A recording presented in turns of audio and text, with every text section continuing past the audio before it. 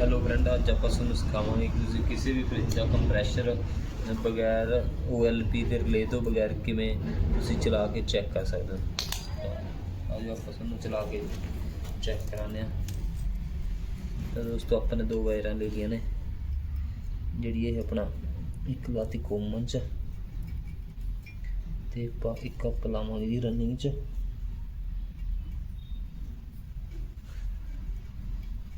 ਇਹ ਆਪਾਂ ਨੇ ਲਾਤੀ ਰਨਿੰਗ 'ਚ।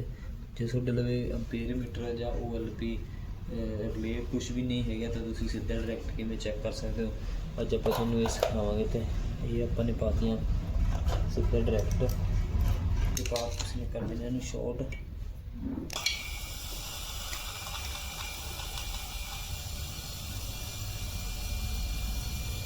ਤੇ ਕੰਪਰੈਸ਼ਰ ਚੱਲ ਗਿਆ ਤੁਹਾਡੇ ਸਾਹਮਣੇ ਸਟਾर्ट है, ਤੁਸੀਂ ਦੇਖ ਸਕਦੇ ਹੋ। ਇਸ ਪ੍ਰਕਾਰ ਤੁਸੀਂ ਕਦੋਂ ਵੀ ਕੋਈ ਵੀ ਕੰਪਰੈਸ਼ਰ ਸਟਾर्ट ਕਰ ਸਕਦੇ ਹੋ। Thank you.